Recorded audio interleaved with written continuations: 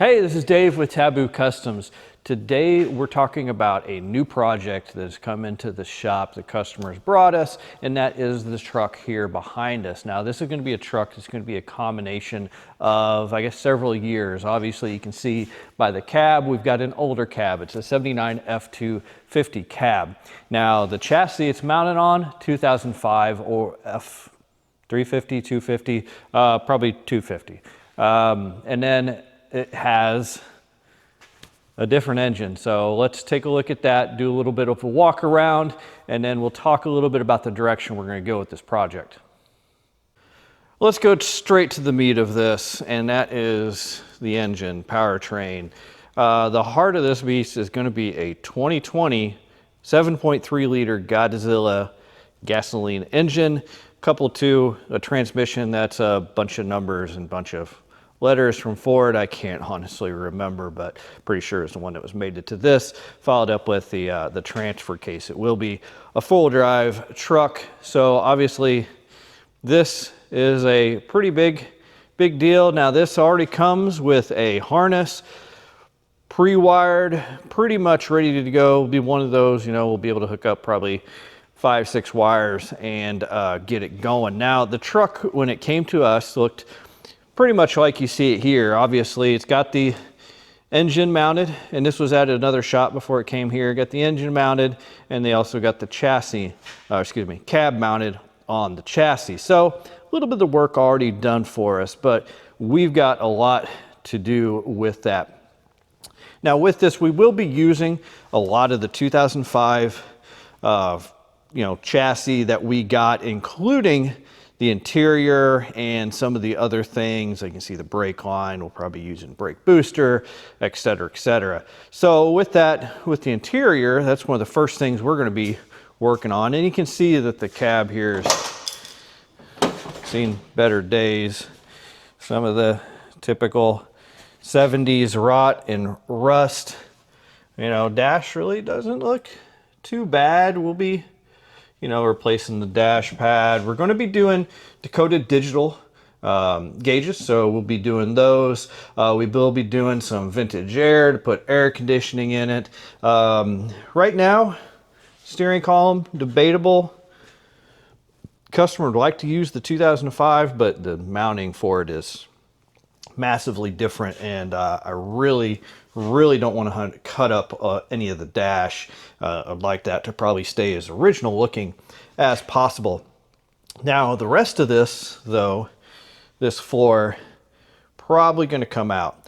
As I said, we're going to be using the 2005 and it's actually 2005 Harley Davidson version, seats, interior, center console, rear seat. So we're actually going to be cutting out that floor from that cab and going in and replacing this floor in here. Now the interesting thing with this floor is that I can see someone's already been in here and doing some cutting, because this section here has actually been all cut out. I can see a seam right there that's been non-factory sealed, I guess. You can kind of see it a little bit right there. So someone probably had to place something there for some reason. So now as we move on here, getting back to the back, we will be using the 2005 fuel tank, probably the pump, all that good stuff. So that makes it quite a bit easier. For the bed, I believe this gentleman's going to be going with a flat bed, a gooseneck type flat bed back here in the back. So he's got someone that's set up to make that. So we'll be probably mounting that up, be doing an auxiliary fuel tank for him as well, and getting that all going. So I think the rest of this video, and a lot of these videos, I don't think we're going to do a ton of videos on this truck. Probably not a lot of like instructional videos, but we'll keep you updated on it. I think for the rest of this video, the next parts, we're going to be cutting out that floor and getting that floor transplanted into this truck. So let us get some of that done and we will show you that. All right, well, as you can see, we made some pretty good progress. So in the last video, you saw how the rockers in the cab corners on this cab were pretty well rotten. So we've gone in, replaced all of that, you know, and it's difficult with these crew cabs because you can't find some of the parts out there. And honestly, I think we've got repair panels from 2 or 3 different companies at least. We got both sides done now. And then next we're gonna be repairing some of the roof. You can see here that the roof line is pretty bad. We actually ordered the section here, which you can see there. But right now we're waiting on the drip edge to come in. Once that comes in, we'll start repairing that. But as you can see, we've actually started replacing the floor with the 2005 F250 floor. Now, you might wonder, why did we go to this? And it seems like it's going to be really difficult. And it's not easy, I will give you that. But actually, you know, especially this rear section is is the easiest part. Interesting enough, Ford from 79 to 2005 still has like the same rear shelf area, but 2005 is a little bit extended. One of the things we ended up doing, this cab is shorter than the 2005 cab, so once we got this in here, we actually put the rear seat in here, which was heavier than hell, and got it as far back as we could to try to save as much legroom up here as possible. And honestly, you've only got about 6-8 inches, but you know, I can get in there, but someone bigger than me might be fun trying to get in there. So the next step and the more challenging section, of course, is going to be the front. And right now we're trying to figure out where we're going to marry the foot area, the firewall, where we're going to marry that up with the front section. Now, like I said, what was really nice is the width is really close to the same. So what we ended up doing was, once we got this level back here, figured out the height this floor, bottom edge of this floor was going to be at. And on the old floor, they had a flange right here, and that's where the bottom of the floor was. This needed to drop about 1.25 inches. And interesting enough, there's actually a form in this inner rocker panel that we're able to basically just put an angle right up against that form, and it made our floor right at the perfect level. So that worked out great. So now, like I said, work on this front section, and once we make some progress there, we'll be back and show you how that looks. All right, well, we've got the front section in, obviously. Honestly, we're pretty much completely done with the cab and the fabrication on the cab. Now, let's talk a little bit about this front section, because as expected, it was a pretty big pain. Obviously, we still, you know, the height was fairly easy, as far as, you know, we needed to basically level it up with the rear. However, getting this to match up to the firewall was as big a pain as you can imagine. Over here on the passenger side, it wasn't too bad. We were able to, you know, to match it up pretty decent. The angles are different. Now, when you get to the driver's side, though, the driver's side is not the same structure as passenger side. We ended up doing quite a bit more fabrication on that. End up doing basically puzzle pieces, going over there and you know, making a template, welding a piece in, making another template, welding a piece in, doing the same thing, and then, you know, coming in, capping off the tunnel there. So, but it did turn out really good, honestly. Once we got that done, we went back in. You know, we had about a 4 or 5 inch gap between our front and our rear, and we did that on purpose because we cut about 10 inches out of it, knowing we were about 5 inches. We needed to have about 5 inches. We knew we were going to splice it. I knew I was going to have to rebuild the structure to get our mid body mount in there. So I knew I could just basically cut out more than I needed to, so that we could work mainly on getting this to mesh up as well as we could. And then coming back and rebuilding this back here was the easy part. And you can see here how we've gone back in and put locations for our mid body mounts. We'll show you those in just a second, but you can see we've gone in, put in X-mat here for our heat and sound dampening. We do have a new carpet that we'll be putting back in it as well. We've also gone in and seam sealed the inside of the entire floor. And you can see we've been starting to work on getting the seats and getting all of the things that are associated with that: steering column, pedals, transfer case shifter, which was more of a pain than you can imagine.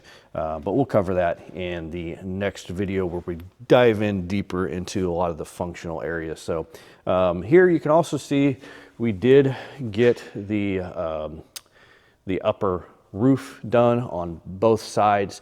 Driver's side didn't go too bad. This side was a little bit more had a little bit more issue over here. Now I'm not quite sure why, because it was basically the same structure. I think there was a dent already in the roof that we didn't realize, or something with the roof on this side that caused it. We had a lot more waviness over here, but not something that can't be taken out, unfortunately, with some filler, which obviously filler is going to have to be used in a lot of areas on here. So anyway, let's go ahead and we'll take a look underneath at the floor structure, and then we'll wrap this video up.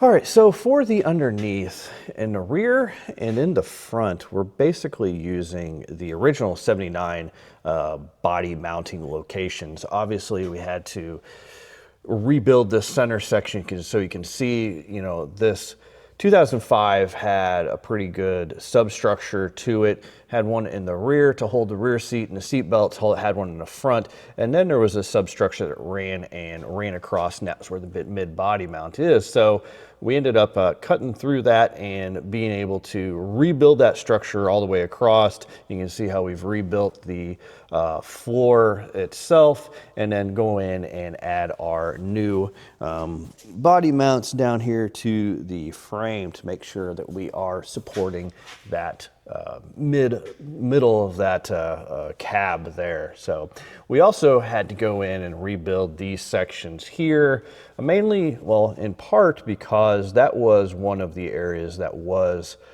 really rusted out. So we had to cut out a lot of that there just to get the rust gone. And then basically we just went ahead, capped it off, built some gussets over to make sure we tied in that section back to the outer, basically where we've got our inner rockers, so we're tied into the rest of the truck. Up here we did have to cut out a lot of the 79 right there, because there was some support, of course, for that front body mount, and rebuild that. And then we put gussets on the outside to make sure we've got the structure there as well.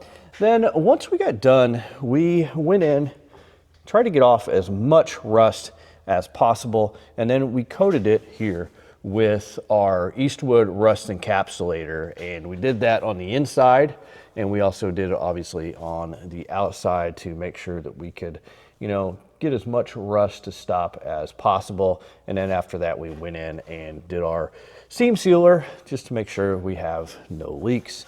And you kind of see here how we ended up having to modify the mounting for our transfer case shifter. This is a late 2018, 19, 20 transfer case shifter.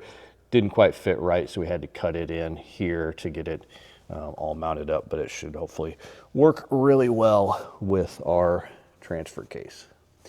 All right, well, we've got a ton more coming up on this project, but we're going to wrap it up for this video. Next couple of videos we'll probably try to do a somewhat functional video talking about some of the systems that we're going to be putting into this, because we are using a lot of different components in this build. And then another big project we've got for this build will be the front clip, and figuring out how to mate that to the 2005 frame and get all of our components, radiator, condenser, cooler, other stuff mounted up there. We're going to do a dual battery system, so we'll have to figure that all out. So be sure to check out our channel and keep a watch out for those videos. If you do have any questions, you can leave a comment on this video, or you can visit our website, taboocustoms.com, and contact us there. We'd be happy to try to help you out in your project as well. Also, be sure to check out our website for rust repair kits, Jeep related items, a lot of other products that we carry on there.